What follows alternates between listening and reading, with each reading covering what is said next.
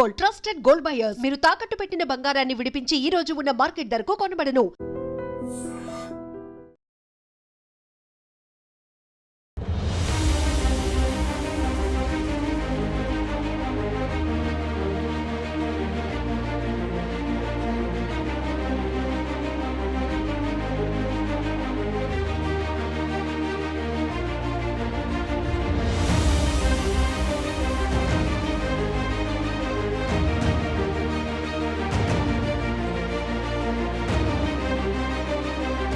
నమస్తే, నేను Kavitha. Welcome to I dream news and నిజాలు.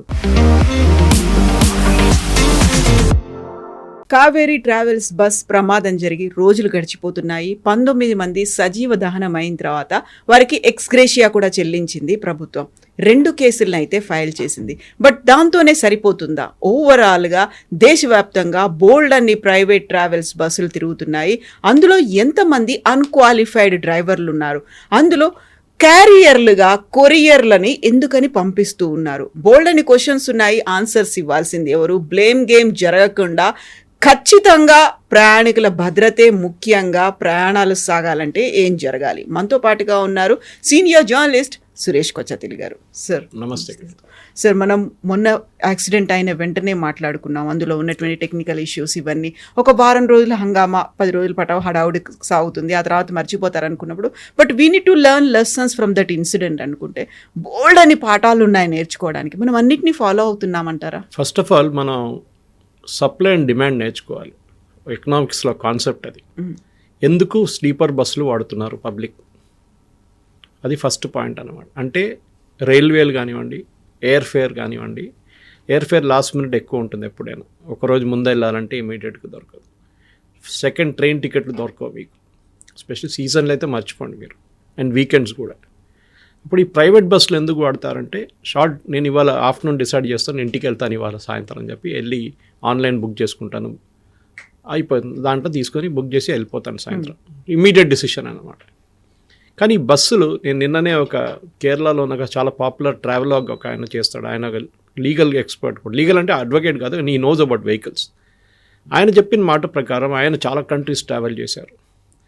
ఆయన అంటే only 6 or 7 countries in the world sleeper బస్సులు వాడతారు. 6 or 7 ఆయన ట్రావెల్ చేసింది. ఆల్మోస్ట్ 85 కంట్రీస్ ట్రావెల్ చేశారు. దాంట్లో పెద్ద పెద్ద కంట్రీస్ లైక్ యూఎస్, కెనడాలో కూడా స్లీపర్ బస్సులు లేవు. కానీ మన వైపు Bangladesh, India, Thailand, Cambodia, Vietnam ఇట్లాంటి కంట్రీస్లో బస్సులు స్లీపర్ బస్సుగా వాడుకుంటారు. దాంట్లో మన దేశంలో చూద్దాం. ఫస్ట్ ఆఫ్ ఆల్, లీగలీ ఒక బస్ తీసుకొచ్చినప్పుడు దాని చేసిస్ ఉండదు. చేసిస్ ఉంటుంది, దానికి బాడీ ఉండదు. వీళ్ళు ఏం చేస్తారంటే బాడీ వాళ్ళే పెట్టుకుంటారు, మ్యానుఫ్యాక్చర్ చేసుకుంటారు. కొన్ని కేసెస్తో బాడీ కమ్స్ ఫిక్స్డ్, లోపలే ఉండదు అంతే. It's like an airline. Seating capacity బట్టి మీ సీట్స్ అడ్జస్ట్ చేసిస్తారు వాళ్ళు. బిజినెస్ క్లాస్ కావాలంటే బిజినెస్ క్లాస్ పెడతారు, దాని తర్వాత ఎకానమీ పెడతారు, బాత్రూంలో దాన్ని స్టాండర్డ్ ఫిక్స్ చేసి ఉంటుంది. కానీ ఇక్కడ బస్సులో ఏం జరుగుతుందంటే, ఒకటి దీన్ని మాడిఫై చేస్తున్నారు. 12 మీటర్ లెంగ్త్ ఉన్న బస్కి 12.5, 13 మీటర్స్ కూడా తీసుకెళ్ళి రిజిస్టర్ చేస్తున్నారు. ఆ రిజిస్ట్రేషన్ కూడా పెద్ద ఫ్రాడ్. మీరు చూసుంటారు చాలా మటుకు బస్సులు నాగాల్యాండ్ రిజిస్ట్రేషన్ కనిపిస్తుంది మీకు భారతదేశంలో. నాగాల్యాండ్కి ఎందుకు వెళ్తున్నారు? నాగాల్యాండ్లో నాకు వచ్చిన ఇన్ఫర్మేషన్ ప్రకారం ఒక రిజిస్ట్రేషన్ ₹1,00,000 లోపల అయిపోతుంది ఒక బస్కి. ఈ బస్సు అక్కడ వెళ్ళదు, బస్సు ఇక్కడే ఉంటుంది. పేపర్స్ పట్టుకుని ఎవడో వెళ్తాడు, లేకుంటే కొరియర్లో పంపిస్తాడు. అక్కడి నుంచి ఏజెంటు దాన్ని తయారు చేసి మొత్తం స్టాంప్ కొట్టేసి డబ్బులు ఇచ్చి లంచములు ఇచ్చి తెప్పించుకుంటారు. అదే రిజిస్ట్రేషన్ ఇక్కడ చేయాలంటే మీకు 13-14 లక్షలు, కొన్ని కేసులు 8 lakhs depending on the bus configuration. So definitely ఆ పైసలు సేవ్ చేయడానికి చేస్తున్నారు. రెండోది, మోడిఫికేషన్లో మీకు వచ్చిన బస్సు ఈజ్ సీటింగ్. అది 38, 42, that depends on the seating capacity. దాన్ని వీళ్ళు మోడిఫై చేస్తారు, సీట్లు పెట్టుకోకుండా స్లీపర్గా తయారు చేస్తారు. That is the first mistake. ఎందుకంటే మీరు బస్కి వెయిట్ ఓవర్లోడ్ చేస్తున్నారు దాని మీద. రెండోది, ఎలక్ట్రికల్ సిస్టమ్ని మీరు ట్యాంపర్ చేస్తున్నారు. ఇది కూడా మనం చాలా డిబేట్లు విన్నాం లాస్ట్. అంటే మీకు ఛార్జింగ్ పాయింట్స్ కానివ్వండి, చిన్న చిన్న టెలివిజన్ సెట్స్ పెట్టడానికి కానివ్వండి, లైట్ల కోసం పెడతారు. కొంతమంది మ్యూజిక్ పెట్టడానికి చిన్న చిన్న స్పీకర్ పెడతారు. స్పెషల్ ఈచ్ అందరికి కావాలి కదా, ఇప్పుడు కస్టమైజ్డ్గా ఉంటుంది. అందరికి ఛార్జింగ్ పాయింట్ కావాలి, అందరికీ మినిమం టెలివిజన్ సెట్ ఉండాలి చిన్నదని. సో అక్కడ మాడిఫై చేస్తారు వీళ్ళు. సో 12 kV 2 బ్యాటరీస్ ఉందనుకోండి, దాన్ని మళ్ళీ పెంచి ఒక 4 ఇంకా ఎక్స్ట్రా పెట్టుకుంటారు, 3 ఎక్స్ట్రా పెట్టుకుంటారు. కానీ ఈచ్ టైం ఇప్పుడు మనం కూడా మన కార్లో చూసుంటాం, చాలామంది చేసిన తప్పు ఇది. మన బస్సు వాళ్ళని తడుతాం కానీ కార్లో కూడా చేసే తప్పులు ఇది. మీరు వినుంటారు, ఫ్లడ్డింగ్ జరిగినప్పుడు మన ముంబైలో ఒకసారి ఫ్లడ్డింగ్ జరిగినప్పుడు చాలామంది చనిపోయింది. ఎట్లా అంటే 6 మంది చనిపోయారు. దాంట్లో they were trapped in side the bus, car. వాళ్ళు విండో ఓపెన్ చేయలేకపోయారు, విండో జామ్ అయిపోయింది మొత్తం. చాలామందికి తెలియదు, మన హెడ్ రెస్ట్ వెనక ఒక హెడ్ రెస్ట్ ఉంది, అది తీసుకుంటే 2 దాంట్లో కొమ్ములా ఉంటుంది స్టీల్, అది పెట్టి కొడితే యూజువలీ ఇరిగిపోతుంది గ్లాస్. కానీ మనకు తెలియదు చేయడానికి. యాజ్ మచ్ యాజ్ హ్యామర్లు పెట్టారు, బస్ట్ హ్యామర్ ఎక్కడో తెలియదు, ఓపెన్ ఎట్లా తెలియదు, పైన ఒక ఎస్కేప్ రూట్ ఉంది, దాన్ని కూడా తెలియదు. చాలా ఎమర్జెన్సీ డోర్ సెకండ్ నిద్రపోతున్నారు, 3 గంటల టైంలో అందరు నిద్రపోతుంటారు, రియాక్షన్ టైం ఉండదు ఎక్కువ. సో ఫస్ట్ మనం ఈ వోల్టేజ్ ఫ్లక్చువేషన్, వోల్టేజ్ని వీళ్ళు మాడిఫై చేస్తారు. మన కార్లో కూడా చేస్తాం, వెనకకి సౌండ్ పెట్టుకుంటాం. ఒకసారి రివర్స్ చేస్తున్నప్పుడు వెనక కుక్కనో పిల్లినో లేకుంటే పిల్లలు ఒకసారి వెనక ఉంటారు, మనకు రియర్ వ్యూలో కనిపించదు. కెమెరా ఉన్న కార్లో కనిపిస్తుంది, కొంచెం సెన్సర్ ఉన్న కార్లకి ఏదో సౌండ్ వస్తుంటే కానీ ఏముంది వెనక తెలియదు మనకి. సో ఏం చేస్తారంటే కెమెరా ఫిట్ చేస్తారు కొంతమంది, దాన్ని ట్యాంపర్ చేస్తారు, అంటే వెళ్ళే ఎలక్ట్రికల్ వైర్ని కట్ చేస్తారు. ఎప్పుడైనా వర్షం పడి మనం ఏదైనా చేస్తున్నప్పుడు ఈ పాయింట్ నుంచి నీళ్ళు లోపలికి వెళ్తుంది and the vehicle will stall or it catch fire. మనం చాలా మటుకు ఇన్సిడెంట్ చూస్తుంటాం, బండి ట్యాంక్ బండ్ మీద పోతున్నప్పుడు ఓఆర్ఆర్ మీద మంట పట్టుకుందని చెప్పి. ఇది all due to tampering of the electrical points అనమాట. వెహికల్కి ఒక లోడ్ ఉంటుంది, ఎలక్ట్రికల్ లోడ్ ఉంటుంది, దాన్ని ట్యాంపర్ చేస్తున్నారు. నేను ఇప్పుడు నిన్ననే దీని గురించి ఎక్స్టెన్సివ్గా నేను ఎక్స్పర్ట్ కాదు, సో నేను ఎప్పుడైనా మాట్లాడే ముందు కొంతమంది ఎక్స్పర్ట్స్ అని మాట్లాడుతాను. I was speaking to mister Vikrant Mohan auto అని చెప్పి, ఆయన నేను టైమ్స్ ఆఫ్ ఇండియాలో కూడా కోట్ చేసి, is very close friend of mind. అని ఇప్పుడు కాదు, చాలా సంవత్సరాలు నాకు ఆయన చెప్పారు ఇప్పుడు కూడా, సురేష్ ఎప్పుడు వెహికల్ ఎలక్ట్రికల్ పాయింట్స్ ట్యాంపర్ చేయకండి, టెంప్టేషన్ ఉంటుంది ఎప్పుడు. ఒక ఎక్స్ట్రా వూఫర్ పెడదాం, లేకుంటే రేర్ వ్యూ చేద్దాం, ఏదైనా మ్యానిపులేషన్ చేసుకుంటూ ఉంటాం మనం. ఈవెన్ మన ఛార్జింగ్ పాయింట్ మీరు చూసుంటారు, ఎలక్ట్రికల్ ఛార్జింగ్ పాయింట్ ఉంటుంది మన ఫోన్కి, దాన్ని కూడా మిస్యూజ్ చేసుకుంటా, కరెక్ట్ పాయింట్ వాడకుండా ఏదో మార్కెట్లో లోకల్ కొనేసి పెట్టుకుంటే అది కొంచెం తర్వాత మంట పడుతుంది.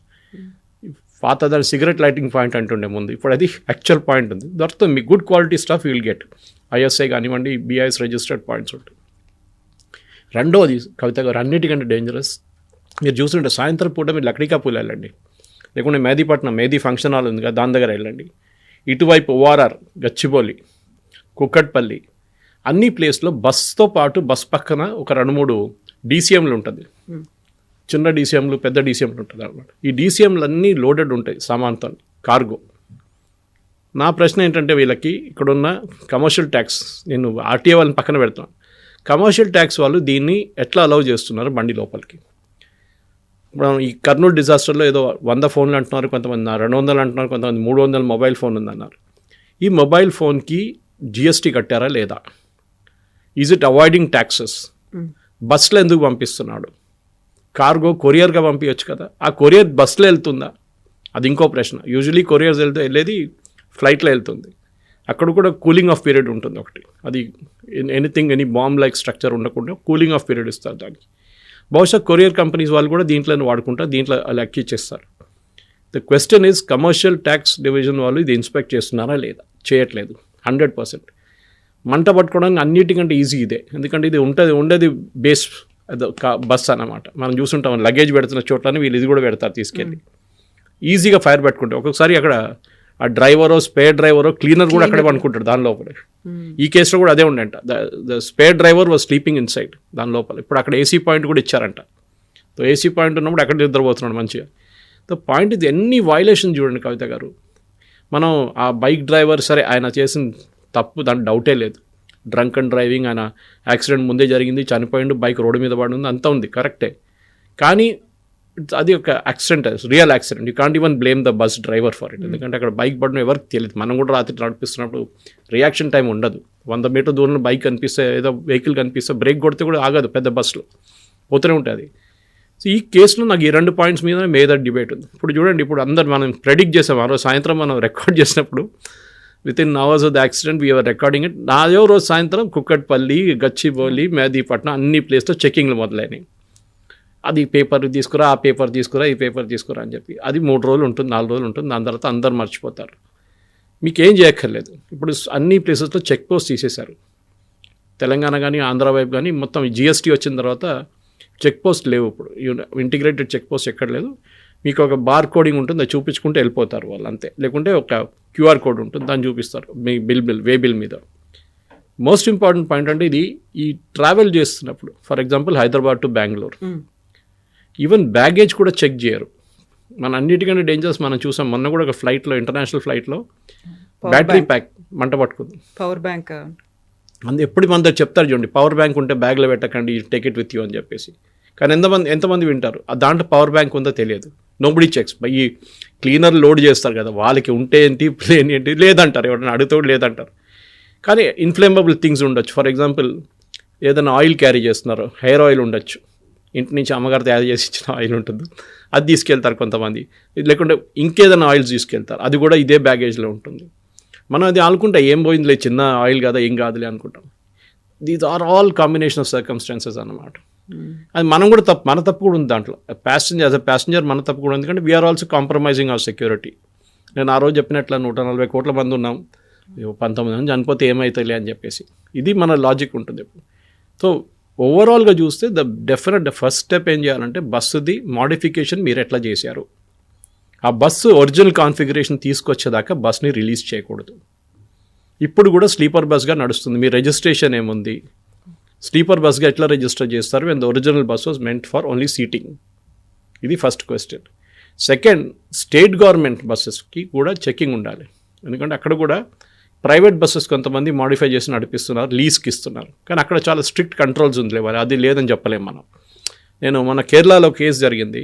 కేరళ గవర్నమెంట్ బస్సెస్ ఒకటి 12.24 మీటర్స్ అయితే దాన్ని రిజిస్ట్రేషన్ అలౌ చేయలేదు వాళ్ళు. ఎక్సీడ్ 0.24 అంతే. రిటర్న్ పంపించి ఆ ఫ్రంట్ పోర్షన్ మొత్తం చాప్ చేసేసి మళ్ళీ కొత్తగా బాడీ పెట్టి మళ్ళీ తీసుకొచ్చి అంతా రిజిస్టర్ చేశారు. అదే బస్సు మీరు నాగాలాండ్ పంపిస్తే నాగాలాండ్ రిజిస్ట్రేషన్కి వాడు 12 ఉందో 14 ఉందో పట్టించుకోరు అసలు. చాలా మటుకు మోడిఫికేషన్ అయితే ఉంటుంది. సో ఈ మోడిఫికేషన్ వెహికల్లో చేస్తున్నప్పుడు అది ఇదొక్కటే కాదు, మనం చూసుంటాం. Even stage carriage, contract carriage, అది కూడా పెద్ద ప్రాబ్లం ఈ బస్సులో. మీరు ఒక స్టేట్ నుంచి ఒక స్టేట్ ఏ రూల్ మీద వెళ్తున్నారు. కొంతమంది ఆల్ ఇండియా పర్మిట్ అంటారు. You are suppose to take only passengers. మీరు ఒక ప్లేస్ నుంచి ఇంకో ప్లేస్కి తీసుకెళ్ళి నడిమిట్లు ఎవరిని ఎక్కించకూడదు.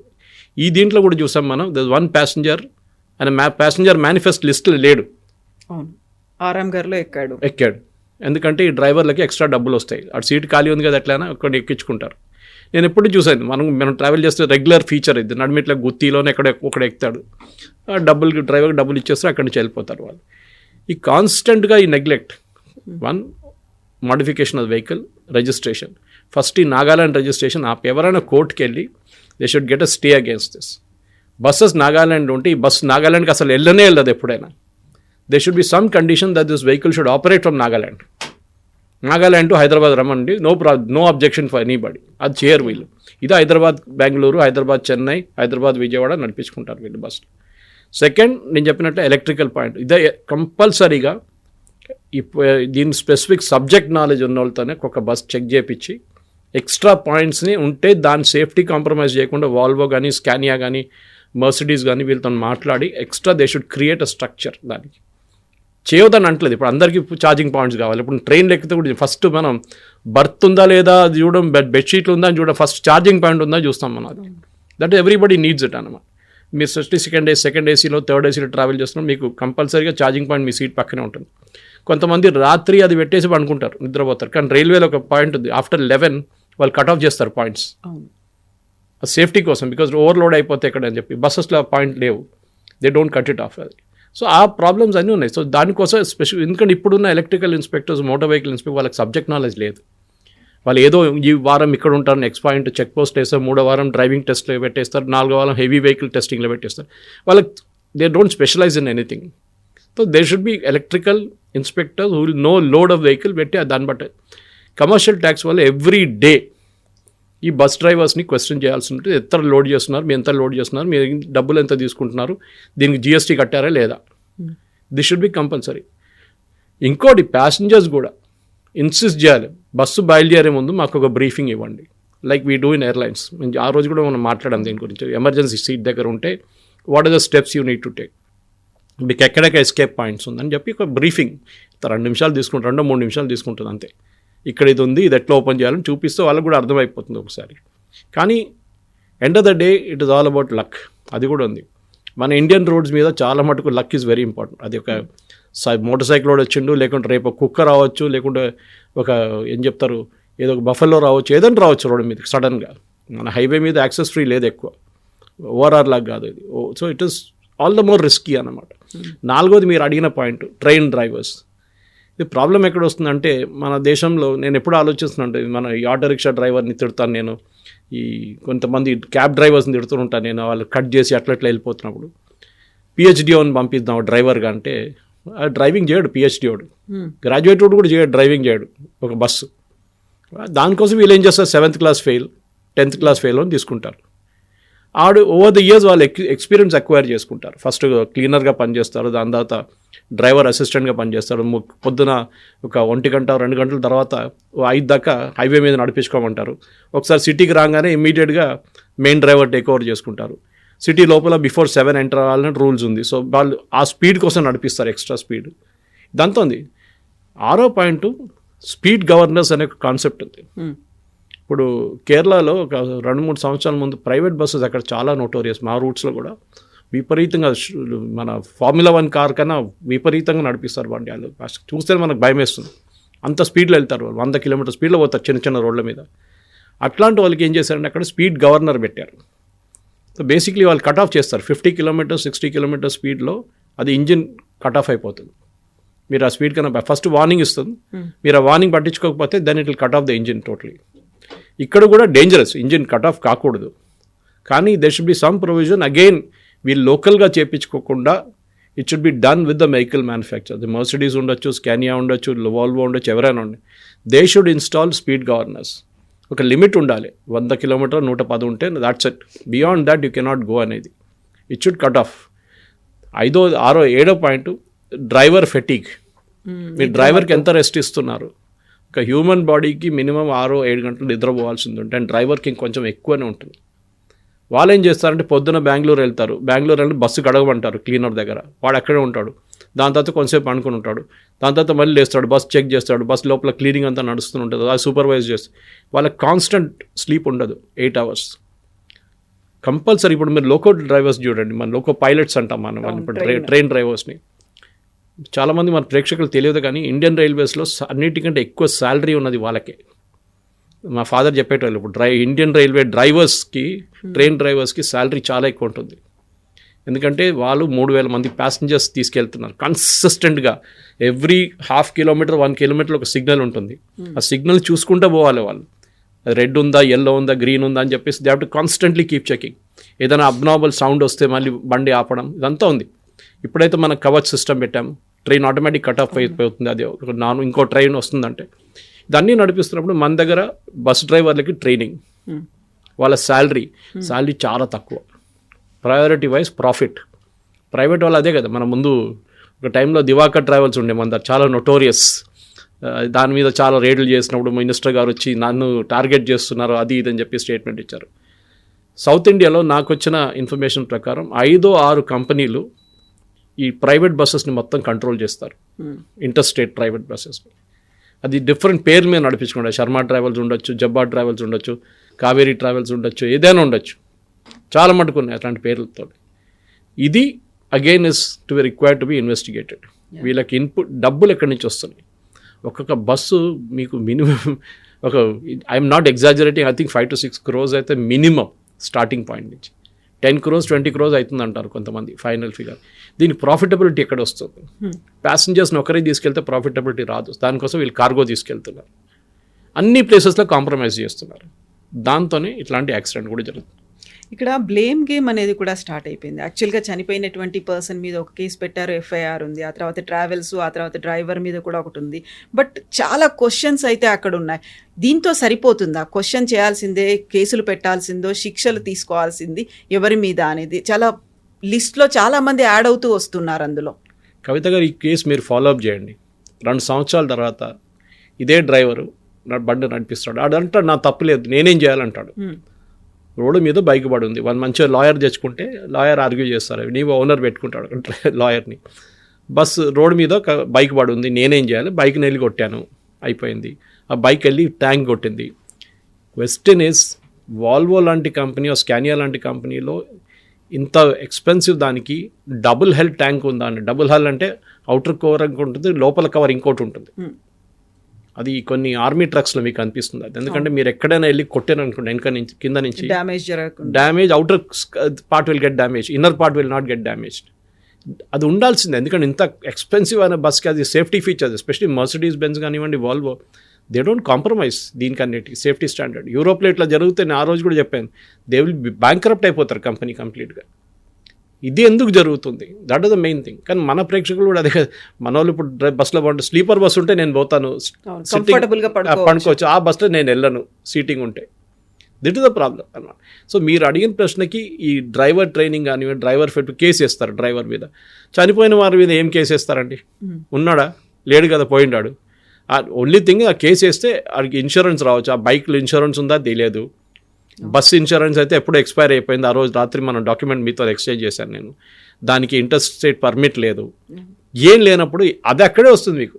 అగైన్ పర్మిట్ కావాలంటే మీ ఆర్టీ ఆఫీస్కి వెళ్ళి కొంచెం లంచం ఇచ్చేసి ఏజెంట్ ఉంటాడు, వాడు చూసుకుంటాడని మీరు వెళ్ళక్కర్లేదు.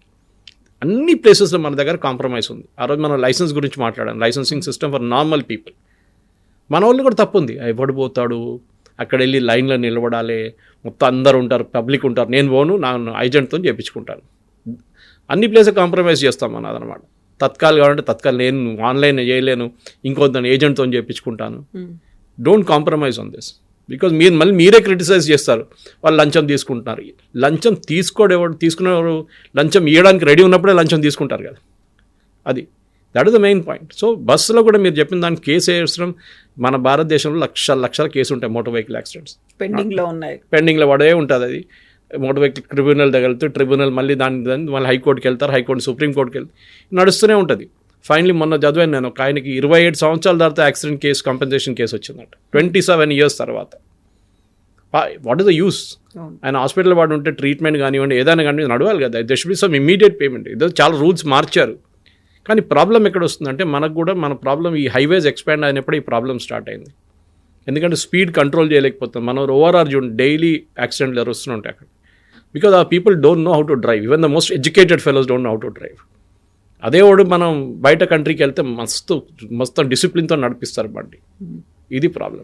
పెండింగ్ అయితే చాలా కేసులు ఉన్నాయి, వాటిని మళ్ళీ ఎప్పుడు చర్యలు తీసుకుంటారు, మళ్ళీ ఈలోపే రోడ్ల మీదకి వస్తుంటాయి, మనకేం తెలియదు కాబట్టి మనం చాలా బాగుంది, కంఫర్ట్గా ఉన్నట్టుంది అనేసి మనం ఎక్కుతుంటాం. వీ డోంట్ చెక్ ఎవ్రీథింగ్, ఇందులో ఏమున్నాయి, సేఫ్టీ ప్రికాషన్స్ ఉన్నాయా, ఏవి మనకు తెలియదు, మనకు అవి రివీల్ కూడా చేయరు. హ్యాపీగా పడుకొని వెళ్ళొచ్చు అనే ఒక మాట ఉంటుంది, ఆ తర్వాత ఏమవుతుంది అనేది తెలియదు. And this will repeat and this will go on. ఇది లాస్ట్ది అవ్వాలి అంటే బోల్డ్ అంతా జరగాలి. మనకి కొరడా పట్టుకొని ఉండే ఒక person who bells the cat first అంటారు కదా, అలా ఏం చేయాలంటారు? ఫస్ట్ బ్లేమ్ ప్యాసింజరే కదండి. You are compromising your safety. మనకి ఎప్పుడు ఉంది, మన కర్మ అని ఒకటి ఉంది మనకి, అది ఎక్కడో రాసిపెట్టుంది, ఇద్దరు లిఖాయ అంటారు కదా, రాసి ఉంటుంది, తప్పించుకోలేము. అది ఒక డిఫిటిస్ట్ యాటిట్యూడ్ మన దాంట్లో. వస్తే వస్తుంది, ఏం చేయలేము. ఓకే, ఖానే వాలేగా నామ్, దానే పే లిఖాయ ఖానే వాలేగా నామ్ అంటాం, అక్కడ ఉంటుంది, అది రాసి పెట్టి ఉంటుంది. మనం ఒక ఆ ఫిలాసఫీలో వెళ్ళిపోతాం మనం. వస్తే వస్తుంది, రోడ్ క్రాస్ చేస్తున్నాడు బండి కొట్టి దాన్ని చనిపోతారు, పెద్దది ఏముంది, ఔరంగాబాద్ ఎయిర్ క్రాష్ చూసాం మనం, అక్కడేముంటుంది. So we have that attitude. Safety అనేది మన కల్చర్లో ఎక్కడ లేదు. అది మీరు ఇంట్లో కూడా చూడండి, మీరు ఇంట్లో ఉన్న ఎలక్ట్రికల్ పాయింట్స్ అక్కడ కూడా కాంప్రమైజ్ చేస్తారు. ఇప్పుడైతే at least ISI branded, BIS branded products వస్తున్నాయి, కానీ ఎంసీబీలు ఎంతమంది ఇన్స్టాల్ చేస్తారు? ఏసీ పెట్టినప్పుడు, ఫర్ ఎగ్జాంపుల్ మీ ఇంట్లో 3 ఏసీలు పెట్టుకుంటారు, దానికి ఉన్న లోడ్ ఎంత, 3 phase తీసుకున్నారు, ఆ 3 phase తీసుకుంటే కూడా ఎంత లోడ్ మీద నడుస్తుంది, ఎప్పుడైనా చెక్ చేయించారా? ఏముండదు. లాస్ట్లో ఒకరోజు మంట పట్టుకున్నప్పుడు అప్పుడు ఫైర్ డిపార్ట్మెంట్ వచ్చి షార్ట్ సర్క్యూట్ అంటారు. ఆ షార్ట్ సర్క్యూట్ అనే కాన్సెప్ట్ ఏంటి? Because you're overloading the system. Saturday రోజు నాకు తెలుసు, నేను ప్రీవియస్ 2-3 కంపెనీలు పనిచేసిన దాంట్లో కొంతమంది ఫ్రైడే రాత్రి సిస్టమ్ ఆన్ చేసి వెళ్ళిపోతారు, మండే మార్నింగ్ వస్తారు. ఆ రోజు వాళ్ళు వెళ్ళిన తర్వాత సాటర్డే సండే ఏసీ ఉండదు, ఏసీ ఆఫ్ చేసి పడేస్తారు, ఎవరు లేరు కదా ఆఫీస్లో చెప్పి. And that is how it catches fire. అది మన వర్క్ ప్లేస్ సెక్యూరిటీ మనకు లేదు, ఈ డ్రైవింగ్ దాంట్లో లేదు, అన్ని ప్లేసెస్లో వీఆర్ కాంప్రమైజింగ్. ఫస్ట్ ఏం చేయాలంటే, ఈ నేను చెప్పిన వెహికల్ కన్వర్షన్ ఒకటి ప్రాబ్లం. మీరు మినిస్టర్స్ రోడ్కి వెళ్ళండి, లేకుంటే అట్లాంటి చాలా ప్లేసెస్ ఉన్నాయి wear the vehicles get lot of thing. అక్కడ ఉన్న టెక్నీషియన్స్ ఏం చేస్తున్నారో చూడండి, వాళ్ళు వైరింగ్తో ఎట్లా కాంప్రమైజ్ చేస్తున్నారో చూడండి. అది చాలా ఇంపార్టెంట్. అది కూడా చెకింగ్ లేదు అక్కడ. So every place you to check, every guy is responsible. ఎవరైనా బండితో ట్యాంపర్ చేస్తే బండి insurance is void, null and void. అది ఫస్ట్ ఉండాలన్నమాట. ఇప్పుడు వచ్చిన బ్యాటరీ కార్స్ చూడండి, బ్యాటరీ కార్స్ ఉన్నాయి ఛార్జింగ్, ఎలక్ట్రిక్ వెహికల్స్, దాని ఛార్జింగ్ కూడా డిఫరెంట్. మీరు కొన్ని ప్లేసెస్కి వెళ్ళి సబ్స్టాండర్డ్ ప్లేసెస్ ఛార్జ్ చేస్తే అది ఇంకా బ్యాటరీ మళ్ళీ మంట పట్టుకుంటుంది, అది తెలియదు. We're seeing some cases of catching fire అనమాట. అది ఇంకా 60-70% మన వెహికల్స్ ఎలక్ట్రిక్ వెహికల్స్ అయితే మళ్ళీ ప్రాబ్లమ్ స్టార్ట్ అవుతుంది. అక్కడ కూడా డ్రైవర్కి ట్రైనింగ్ ఉండదు. ఆ రోజు కూడా చూసాం, డ్రైవర్ దిగాడు, ప్యానిక్ అయ్యాడు, న్యాచురల్లీ ప్యానిక్ అవుతాడు. అని ఫైర్ ఎక్కడ, ఎక్స్టింగ్విషర్ ఎక్కడుంది, ఎట్లా యూజ్ చేయాలి ఏం తెలియదు వాళ్ళకి. ఏదో ఎప్పుడో నేర్పించుంటాడో మర్చిపోతాం. ఎవ్రీవేర్, ఈవెన్ నాకు గుర్తుంది మా బొలారం టెంపుల్లో కూడా, అయ్యప్ప టెంపుల్లో కూడా we installed fire extinguishers everywhere. And అందరు నేర్పించాం, ట్రైనింగ్ ఇచ్చాం అందరికీ ఎట్లా యూజ్ చేయాలి. పూజారుల నుంచి మన కిచెన్ స్టాఫ్ అందరికి నేర్పించాం హౌ టు యూజ్ ఇట్ అనేది. కానీ fire will always happen when there's nobody around. అది ప్రాబ్లం అనమాట. మీరు చూడండి, మ్యాక్సిమం ఫైర్ యాక్సిడెంట్స్ ఎప్పుడు సాటర్డే రోజు రాత్రి జరుగుతుంది, లేకుంటే సండే రోజు ఎవరు లేనప్పుడే జరుగుతుంది. అది అప్పుడు రియాక్ట్ కావాలని సెక్యూరిటీ గార్డ్ ఉంటాడు, వాడికి మినిమల్ ట్రైనింగ్ ఉంటుంది, వాడిని నేర్పియాలి ఫస్ట్. కన్సిస్టెంట్గా దేర్ షుడ్ బి ట్రైనింగ్. ఇంకోటి, మీరు కాంప్రమైజ్ చేయకండి. మీరు బస్సులో ఎక్కినప్పుడు ఫస్ట్ అడగండి, నాకు ఎమర్జెన్సీ ఎగ్జిట్ చూపించమని చెప్పండి డ్రైవర్ దగ్గర, ఆ కండక్టర్ దగ్గర, ఎవరైనా క్లీన్ ఉన్నా అది చెప్పండి, నాకు చూపించండి ఎక్కడ ఉందని. And this is for every bus, not just private sector bus, మనం స్టేట్ గవర్నమెంట్ బస్సెస్ కూడా అంతే. Same thing should be followed. ఒక సేఫ్టీ కల్చర్ రావాలి మన దాంట్లో. ఆ సేఫ్టీ కల్చర్ లేదు. ఆ సేఫ్టీ కల్చర్ అనేది మన లైఫ్లో ఎక్కడా లేదు, zero. That is the problem అన్న. Yes sir, thank you sir. Thank you very much. And don't forget to subscribe to iDream. And for more videos, Please subscribe to iDream. Please subscribe to iDream. Please subscribe iDream. And please subscribe to iDream. For more videos, subscribe to iDream. please like, share and subscribe to the channel. Congratulations, iDream. Subscribe to iDream. Subscribe to iDream. So subscribe to iDream Media. iDream ki iDream team andarki huge congratulations. Please subscribe iDream Media. Please subscribe to iDream. Subscribe iDream. Please subscribe to iDream. iDream అంటే నా కళల channel subscribe చేసుకున్న నోరు తిరుగుతలేదు, మీరైతే గంట గుర్తు కొట్టండి. For more such videos, please subscribe to iDream. Subscribe to iDream. Please subscribe to iDream. Please subscribe iDream Media. Please do subscribe to iDream. Please subscribe to iDream Media. For best entertainment and information, please subscribe iDream.